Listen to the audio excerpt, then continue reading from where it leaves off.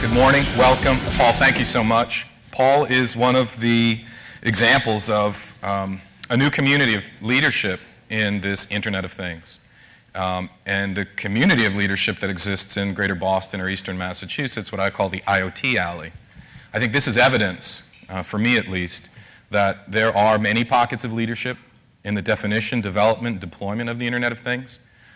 Greater Boston and East Cambridge is certainly part of that. And Paul, as a member of the community, for us at least, is a shining example of someone who's making contributions, paying it forward to help all of us accelerate our plans and realize our vision. So thank you, Paul. And then I have to thank these four gentlemen because they too are part of the community. Nobody up here is getting paid. Nobody up here, I think, has a real explicit business development agenda. I just met most of these people, but I do know one of them pretty closely. And what I can say about the panel is that these are people who are practitioners. These are people who have been deep in the bowels of many different architectures and many different businesses, business models, security regimes, and specifically use case scenarios. While we will focus on what I think will be the private enterprise, such as it exists in Tier 1 through 5, whether it's a Fortune 50 or a small office, home office, these guys have done a lot of work behind curtains as well. My axe or my angle on this is, inasmuch as we've been successful, at least in the Western world, with respect to deploying these types of technologies to support a national security agenda that is primarily about protecting the homeland or continental United States, I believe that some of those technologies can, should, and must bleed their way into things like food security, water security, energy security, transportation security, and population health security. So what's interesting to me about what these guys have done is that they've done it in a bunch of different places. And now I think we as a community are asking them, what can you do for us now? What can you do for us here? And what can you do for us in an environment that I think has to be a lot more transparent? That's probably the most you're going to hear from me today. So with that, I'm going to introduce the panel. And what I'm going to do is just basically introduce the individual and their organization and ask you guys to spend maybe a minute, 30 to 60 seconds, just explaining your experience and perspective. And if you've got a specific angle, that'd be great. We were originally going to go with this idea that we were going to be anonymous. But then Paul and his crew did such a good job of promoting these guys, no longer can you look at them and say, who the hell are they? So, Ken, can you start? Sure. Ken File, Chief Security Officer, Pioneer Investments, or Pioneer Global Asset Management, or any number of other names. I've been doing this for, security for over 20 years. I've been in IT for over 30. Started at the technical levels, but kind of worked up to be chief, bottle washer and the rest of the things that come along with it. Thank you. I'm Mark Stanislav. I'm with Duo Security, and part of my reason for being here is I actually co-founded an initiative called Build Securely, which targets the security for vendors that are either angel invested, crowdfunded, bootstrapped, who don't often have the money or human resources to actually build things securely. They're looking to get to market, and unfortunately security is a hard thing to do. And what we're trying to do is connect both resources in terms of content and also security researchers that will then do pro bono work to actually help get these devices to market more securely than they would have been, and also help devices already on the market to become more secure, to reduce risk to consumers, and also to, I think, spur innovation. Bolt.io is just down the street from here, and are doing an amazing incubator job for IoT, and we want to see them come to market with their portfolio companies and be successful. I think that's a good thing for consumers, and both in terms of security and the innovation. And that's builditsecure.ly. Correct, builditsecure.ly. Cool. Emil? Morning, everyone. My name is Emil Sterniolo. I'm from the InStep Group. I'm the managing partner at InStep Group. We're a professional services organization that works with a number of companies, large and small, providing risk assessment as well as technological capabilities for developing your products. My particular background is I'm more of a protocol wonk. I've been working in the internet since probably 1986, developing many TCP/IP and IP-based related technologies and applications over the years. Stacy? Stacy? All right, my name is Stacy Kennedy. Please pardon my throat. I've got a little bit of a cold going on. I've been in the industry for over 30 years, been in IT security for 16 years. I specialize in hardware-based cyber defense. That's why I was picked up by Cisco, recruited by Cisco, to help them with that problem across their portfolio. Thank you, gentlemen. So I think this qualifies as an expert panel, minus the moderator. So what I want to start with is maybe a set of a very high-level technical requirement and a very high-level commercial requirement, if that's okay, and then ask you guys to respond to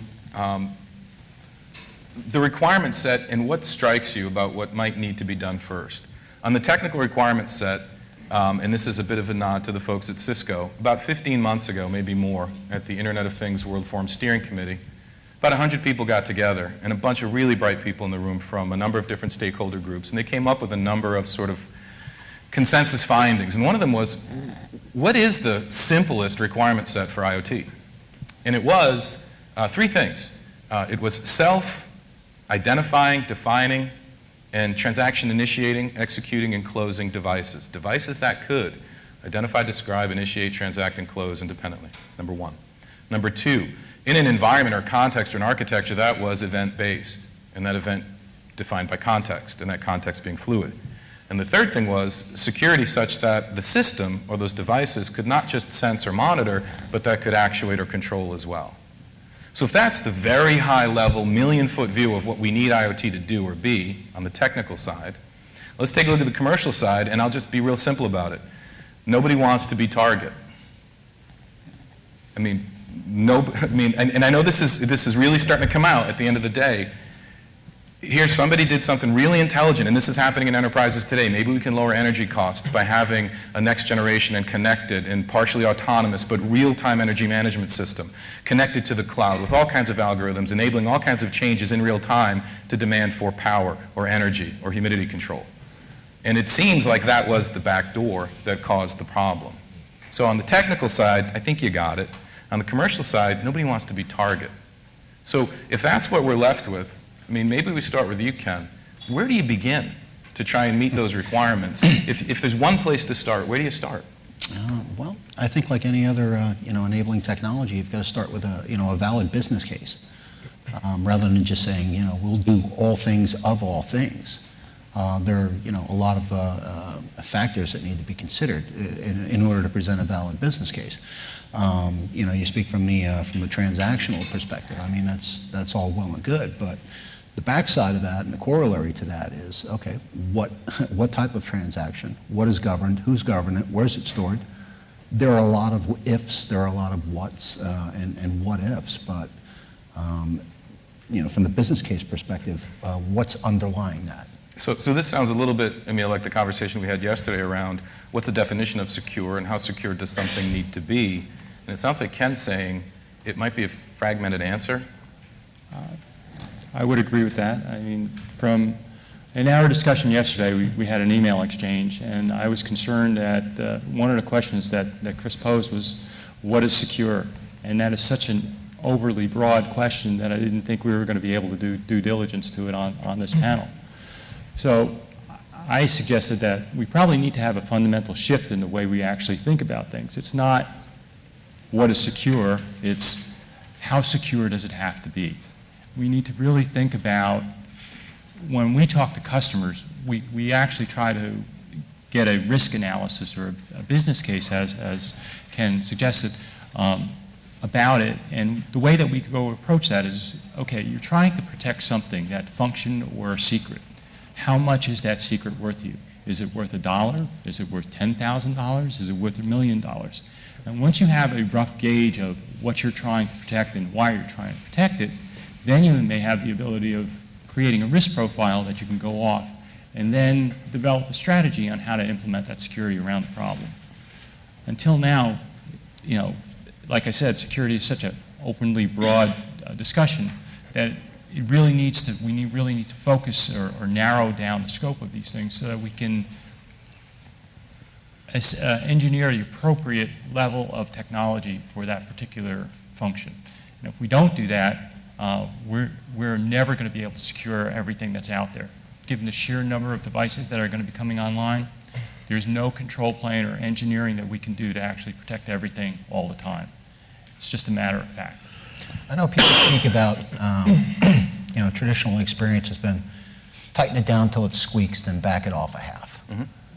But where do you delineate that at? Well, I think- where do you, especially with rate of change? I'm asking my fellow geeks here. Well, I think the trick is if we look at IoActive, which is a security research firm, just came out with information about a traffic sensor system that could be influenced to then tell the traffic control system to turn green light red, right? That's an example of machine to machine, something that we've had for a lot of years.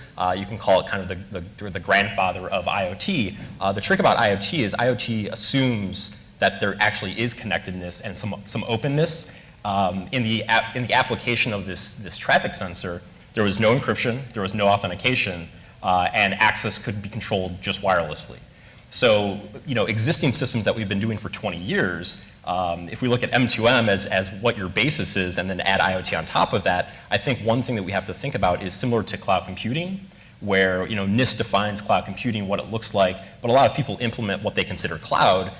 They still use the same basics of cloud security statements from NIST or the Cloud Security Alliance, for instance. I think we have to look at a bigger picture and then help people shrink back. Getting, I think, a little bit to your point, but more to I want to cover the space of connected devices and then pull back down to a level of this is an IoT device or this is an M2M application of IoT type technologies. How then should we secure that? And of course, traffic systems, I would say authentication and crypto probably should be part of that and not left out. Stacy, I mean, you've got to have a view on this. Yes, I do. The devices that are out in the world right now don't have security. They don't have a concept of it. Almost to a single device, none of them do. So we're starting with nothing, which means that we're already in quite a lot of trouble from a security perspective. If I can establish an electromagnetic connection with a device, then I can talk to it, probably, if I can figure out what protocol it responds to. And if I can talk to it, I can ask it to do things for me, which isn't what is always appropriate. So for me, when we're talking about this sort of thing, we need to start with some very basic security primitives associated with all of these devices that are going out. What is the unique identity of this device? Is there a way to establish some knowledge of the software load and the configuration of that software on this platform? Another way of saying this is, do I know you, can I trust you? If this traffic light is receiving a signal from a car, it doesn't know the car. It shouldn't respond. Just like that, it shouldn't respond. But it does. So for me, we have a very basic set of problems to solve on a very large scale before we can make much of a credible conversation about what we should do next. Does that capability need to reside inside the widely deployed devices, the edge nodes, the sensors, Emil? It would be best. You can slave the devices to a richer central host who says you can't talk to him unless you convince me that it's okay. That's possible, but there's still this possibility of someone doing a man-in-the-middle attack, getting between me, the server, the rich server, and the devices that I control. So it's still always going to be better to have this notion of identity in the device, and it can be done essentially for free with today's technological artifacts. So, Emil? There's a problem with that, and in my work, part of the problem is that one of the issues I know with the number of customers we're working with now is, can we actually trust the manufacturer? Okay. Can you say that one more time? Can we trust the manufacturer? For instance, one of the war stories that I have now is I'm working with an HVAC company that is trying to build a device that is going to go into many hotels. Problem is that we get the parts in, we're looking at the parts, and lo and behold, there's extra parts that we didn't order on the device. What are these devices? Well, there happens to be some additional components that are flash. We also have these new devices that are integrated systems on a chip that have all these components built in that are supposed to do a particular function, but we don't know if they do other functions above and beyond that. So we have to get through this level of not only do we have to have a core of the system authenticating itself, we need to actually have the components on the system convince the core of the system that it's operating in a correct profile, or doing the job it's supposed to be doing and not doing other things. And that's a real problem. Well, right now. there's also the risk of the supply chain where you get a stock chip set Absolutely. that has a firmware that also is the same firmware in 100 other devices, and that have a lot of times hard-coded passwords that are the same across those other 100 devices. And it really takes an eye. Let's say it's embedded Linux, for instance. It takes an eye by a professional that knows Linux to say, these are not optimal settings for security in this stock firmware. I need to improve upon these for the baseline security. A lot of people using chipsets that get from a Chinese ODM go, assumably they've implemented the best practices for security in this firmware. I will then add my software on top of it to do something, but the base security should be adequate, and that's really not the case from my research that I've done. So Ken, you're deploying lots of different devices. Does this resonate with you, what these guys are talking about? Kind of something, just kind of, triggered random thought number 2, I guess, for the day. You mentioned HVAC. Wasn't that how Target got whacked? Yes. So you're not only putting yourself, you're not only putting your trust in a device who trusts another device who may trust another device, or this, chain of trust. You've also still have to do business with your partners. So this sounds like we need authentication at the edge with a hardware root of trust, which would require us to have a supply chain culture and process of trust. Full stop. Audience, any questions or comments on this before we go too far? Yes, ma'am. Ken mentions having a business case, but do you think the stakeholders who are involved in developing the business case for devices is missing somebody who's complete expertise in security? Because you've got the business people involved, you've got the IT people involved, or the technical people involved who are designing everything. They're looking at the product end thing, but is there really somebody involved in that process whose entire focus is security? In our case, yes, but it becomes a question of, yes, what is the business case? And a lot of the times, business cases at business are, fundamental, and sometimes that they're brought in with, let's say, Joe Schmo, investment manager, his kid just got this really cool thing to connect up to the internet last Christmas. I want to start to use that because I feel that I have a business case and I can make money using it. So as far as being ingrained in the culture, I don't think that we're quite there yet. I mean, we've been trying this for 10, 15, 20 years to kind of get into the business to say, all right, we need to look at certain things. We need to make sure that it's safe. We need to, safeguard our assets, those sort of things. Are we there yet? No. So can we poll you guys in design review board meetings or MRD or PRD meetings? Is there a big chair at the head of the table for someone whose primary or sole focus is on security?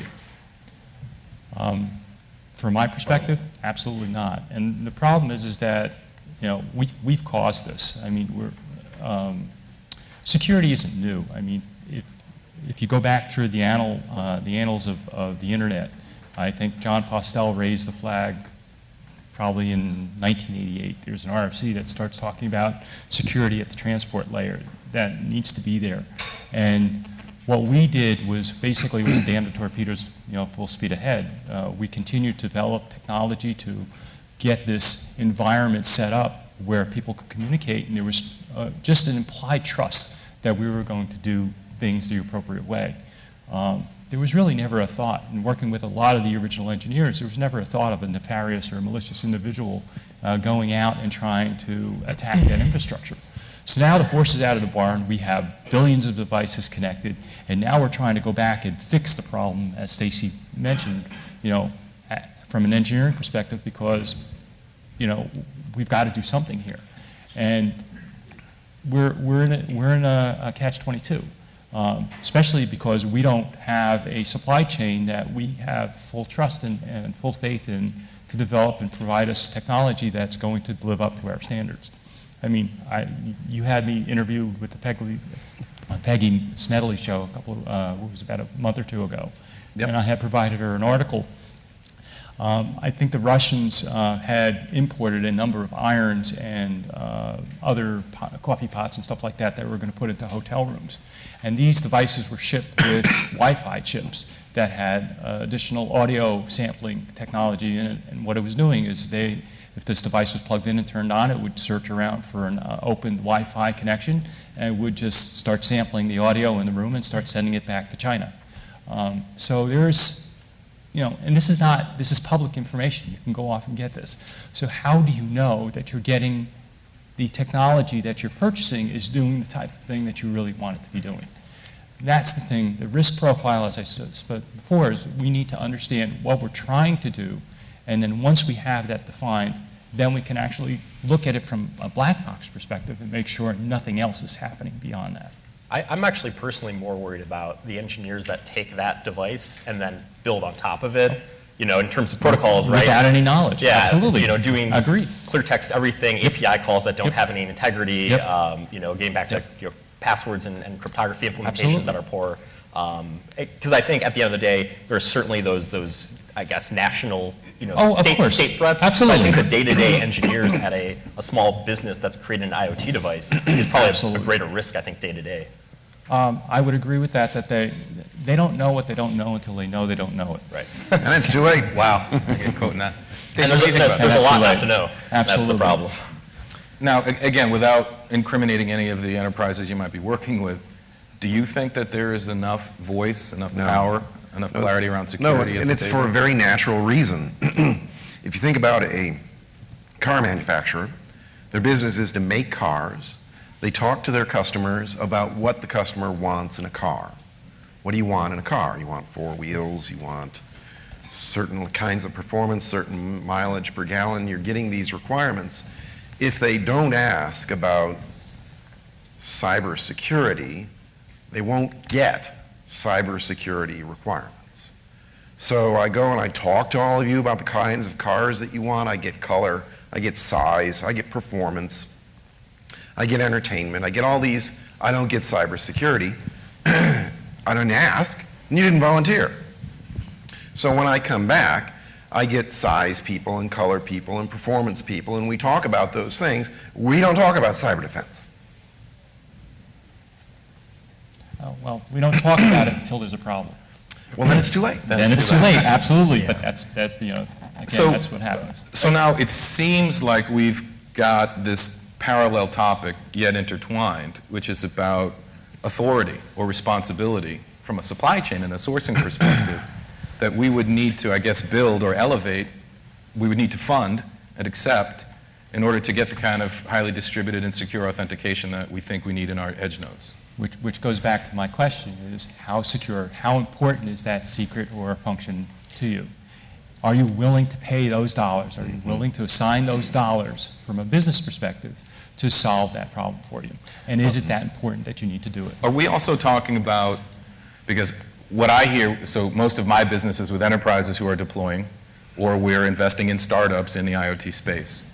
And what we hear all the time, typically from the bigger financial or bigger technology institutions, is we got to go, and we got to go fast, and we got to go now. And it sounds like everything we're talking about might, in fact, slow some things down for a bit. So what I'd like to put out, let's start with the room. Does anyone want to comment on, are you prepared to slow down a bit to address this issue? Materially impact either time or cost to market to address this issue? Is that feasible, or is that a non-starter from your company's perspective? Anyone want to take that one on? Yes, sir. So, I'm Rishi from Indian Security. Not a device manufacturer, so maybe not really appropriate to answer that question, but in our conversation with the customer, one of the parallels we draw is with the mobile industry, right? If you look at the last 10 years of mobile industry, security in mobile devices is very different than security on a traditional PC. Why? Because security was inherently built in, right? Whether you look at Android, iOS, doesn't matter. We solved some fundamental problems, starting from software verification, supply chain, encryption, built into the stack. Just learnings from the past.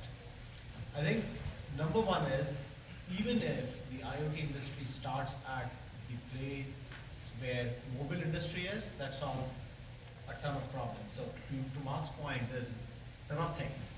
Is there a default password? Is there basic checks? Is there software, hardware root of trust? All these things could be easily built into a stack. And I think that is where what I believe is we need to go to an industry standard in security which does not exist. I mean, TCG and other groups have tried for years. In my opinion, there is no security standard at all. Some other industries have had protocols. Is there 10 things, a checklist that a device manufacturer needs to go through before they can ship a device, and it's called trusted, secure? That would be a big thing.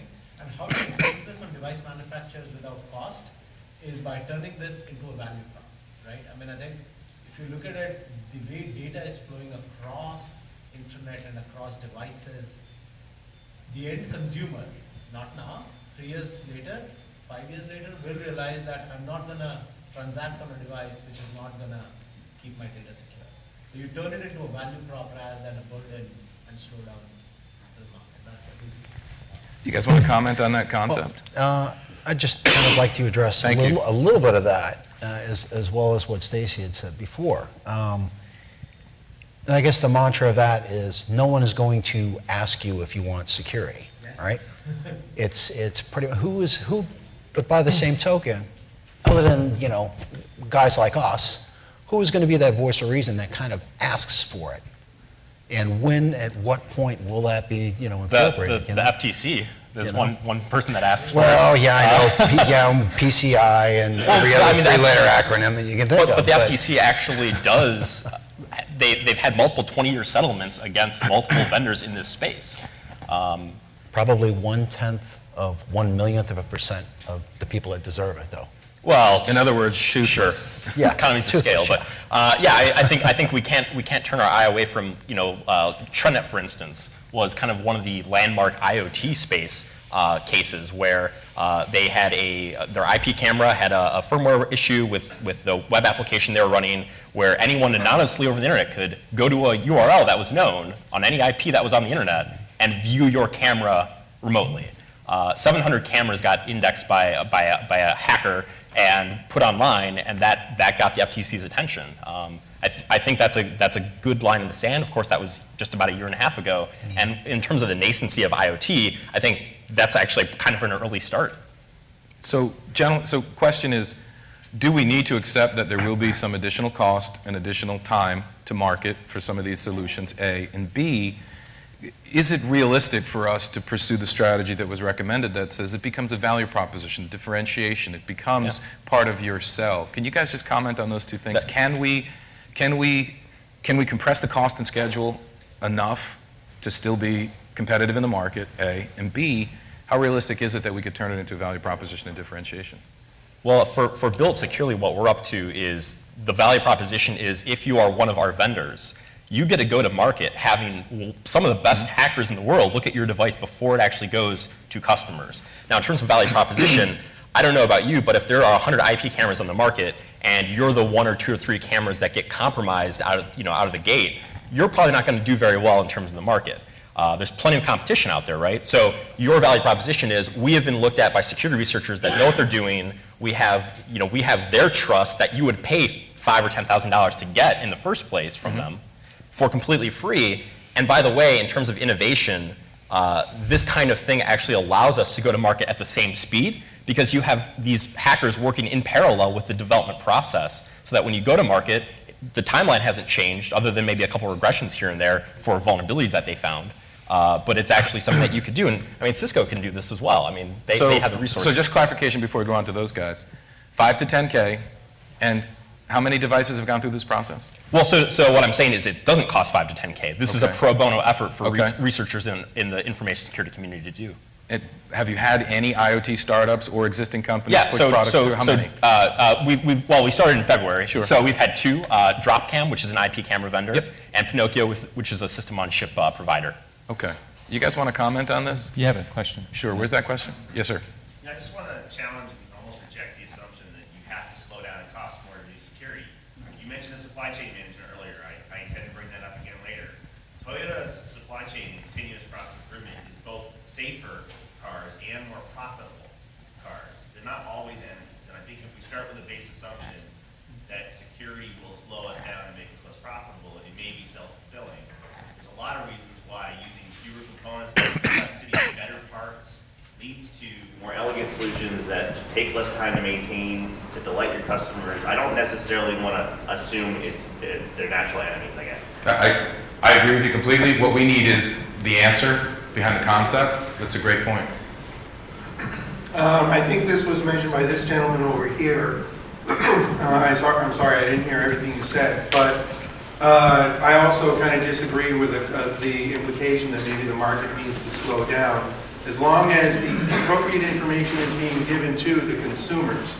I'm not a car expert, but if I'm going to go get a used car and I see a 100-item checklist of all the things that were theoretically looked at in that car before I buy it, even though I don't know technically what all that mumbo-jumbo means, that might give me some reasonable degree of assurance that at least it's better than the ones that aren't advertising anything at all. So, one of the common analogs that's in the InfoSec industry is the notion of food labels or something along those lines. Well, if we have something roughly equivalent to a food label of has authentication, any kind of authentication, right? Has non-static passwords, is patchable. Those kinds of things. If there's like a 10-item or 20-item food label, so to speak, that then starts to make the ability of the consumer to make semi-educated decisions. Then if, some vendors want to go to market quickly and ignore security, they can do that at their own risk of losing customers who do care about security and are given a tool that actually enables them to make reasonably knowledgeable decisions. At this point, consumers do not know, unless there are large enterprises who are hiring, full-time security professionals. Consumers simply don't have the information to even make that decision, let alone ask the question. Another parallel is building industry, right? When I buy a house, I assume that the inspection team has figured out the foundation is good and everything else. In India, there's no such law. So it's like if I'm buying a house and it says, hey, it was built 40 years ago. This guy was the original guy, looks like a shady guy, I don't trust him, so should I consider it? Here I know, the building inspection has passed the foundation, the checks and things done. So there's a lot of parallels in other industries. There's a question in the back. Comment? Yeah, I had a very similar question about industry standards. And Neil, you mentioned a few moments ago that a lot of these devices coming off of manufacturing lines and a lot of these devices in the market haven't met your standard, meaning that the security experts standard,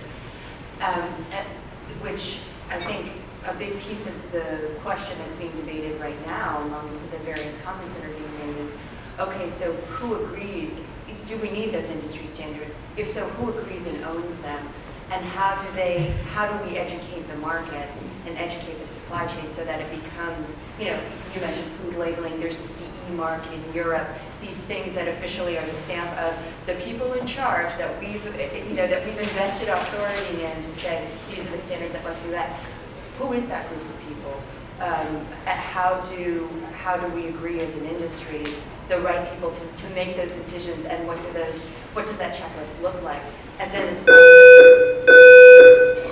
I guess my time is up. So. I just want to go on record, I didn't do nothing. You all saw that. I heard the testing fire alarms. Yeah. So, It's just been hacked. So just to try to quickly answer your question, I spent probably about 5 or 6 years of my life looking at the requirements from different marketplaces across the world and the different government regulations. And the problem is that there's no one-size-fits-all to your answer. So and you may get into a situation where you have different and opposing requirements or needs from the ultimate consumer of the device versus the folks that are actually the building and the rest of the value chain that's out there. For instance, in the United States, there's something called CALIA, which is a law enforcement, particular law about communications for cell phones and other communications. If you take that same requirement and you go over to Europe or you go over to the Middle East, that requirement significantly changes and requires manufacturers, if they want to sell in the market, they have to change the product. So now what you're doing is you're regionalizing your product into a particular security profile, and that adds SKUs, that adds a number of different types of elements to the equation that is going to be a real problem for you it's not like you can build a product and then sell it globally anymore if you're going to answer the security question. So I don't know who all the people are to bring it up, to be honest. It's just going to be a difficult situation, and we're going to have to deal with it potentially regionally across the world. Let me just interject and apologize for the interruption, but it's actually a sort of a proof point of what we're talking about. They're testing the fire alarm system in this hotel because in this state and country we have regulations about fire suppression systems in large buildings like these, and in order to prove that those systems work, you occasionally have to do tests of them where you have an inspector come in and test the security, the operation of the system. And so as we're talking about this, actually this is what's going on behind us, is we are ensuring that the fire suppression and alarm system in this building actually works. Okay, so. Okay, I'll shut it off, Paul. Everyone test the security of their mobile applications. Paul, how much? We have 5 minutes? Yeah. You have like 7 minutes. Okay, so we have 7 minutes, which I think is time for one more question from the floor and then closing statements from the panel. So could I go to someone else since you had a question? Yes, sir. Okay, so it's more of a common question. There's many differences in security between the industrial Internet of Things and the consumer things, right? The problem with consumer things, as I've asked a lot of customers, the problem with consumer things is you have wearables, you have a car, it doesn't matter what it is. If there's a security breach, it's fine. But if I do the industrial Internet of Things, if I tax it, it's going to affect me right away. There's my data collection on my bottom line, and what have you. So I've seen industry companies, enterprises, take good care of their industrial Internet of Things because it's not directly connected into your enterprise. It's connected to some sort of security gateway. There's a up and spoke, and there is a gateway in spoke. But with the consumer things, there is no such thing as a gateway. That's what a bigger issue. So is this comment maybe a bit of evidence that, maybe to shade the conversation again, and I'll be happy to take the arrows, that maybe we shouldn't look for a singular standard, a monolithic standard, or even a monolithic statement on this, because we may have so many highly fragmented use cases across so many different asset categories and so many different owners or users or builders of these devices that to try to create a single global standard might be a fool's errand unless we put it in a box, so to speak, called a specific use case scenario, asset, or business model. It won't happen. It'll not really help innovation that much because we're at a point where IoT could go 10,000 ways, and by trying to standardize too early, we might actually close the box, too tight too soon. But you'll have, assumably at some point, NIST will have something. ISA in Europe will have something. There might be a working group similar to the Cloud Security Alliance that will have something. Really, it's more about guidance than it is about compliance. Compliancy works really well when it's a closed model like PCI. PCI controls credit card data. They're allowed to have data go through their systems. They say what works or what doesn't work. You can't do that in a space that doesn't have any one being that controls it. So what does that mean for your comment? Can I do that? Can I point to you and ask you to comment on that? Unfortunately, I think then we will just repeat the mistakes of the past, like the ICS SCADA systems that have existed for 20, 30 years, whatever, 10 years, grew up unregulated. This also has happened with regular old software, business software, right? Grew up unregulated, I think, because on the security side, we did not get into the market, so to speak, early enough. So, if we're already seeing lots of devices coming out with hard-coded passwords, no authentication at all, then even if it's just a bare minimum, getting in early, to me anyway, seems like something that's worthy of trying, so that we don't have to deal with bolt-on security or just fundamentally insecure devices that become part of our critical infrastructure in 10 years. So, unfortunately, Paul's going to boot me. So what I'd like to do, if everyone's okay, I know it's a little bit hard to say something of value, but you guys have so much wisdom. If you wouldn't mind, a parting shot, a parting recommendation, or a parting question, I think it'd be appropriate for the crew. Ken? Yeah, just, to kind of double back to that particular case there. We are essentially, and have been for a long, long time, a risk-based driven society, but governed by consequences. If it's okay to cross the street or run against the red light, you're probably going to do it, unless there's a bus right there that's going to run you down. Now, the decision to do that is becoming more and more, I guess, less ingrained, if that makes any sense. Folks are willing to take much more risk for very little gain now. Case in point, the folks that say, they've got all my personally identified, my social security number is public anyway, who cares? So that is, going forward, going to be a challenge from everything that we've tried to establish, from the beginning. Mark? So two quick things. One is, I think when we're having the conversation about Internet of Things, we need to make sure that we, as the people that really care about this space, treat it with an amount of respect for the phrase IoT.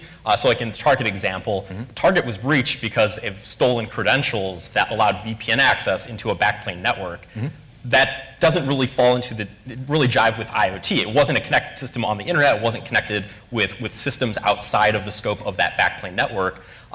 So keeping in mind how we're scoping IoT will allow us to control the dialogue. If we get too wide with our scoping, it's going to be even harder than it already is to try to get our hands around this giant problem. Part two is, I think, until we can solve software security, embedded security, and network security, we can't solve IoT security. Those things make up IoT. IoT itself is not a thing, despite the T.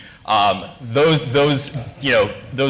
primitives of IoT are what make IoT a thing. And so we can't say we're going to solve IoT security until we solve those, which, good luck, and we've been trying to do that for a very long time. We know best practices, we have guidance. It's really about things like why we're doing Build It Securely, to teach people this is the way to not do it, this is the way to do it. And I think if we have people like Cisco and Intel working on those efforts and bringing that community together as well within not only their own house, but also publicly, I think we can actually make some waves early enough on that we can still have an impact in IoT.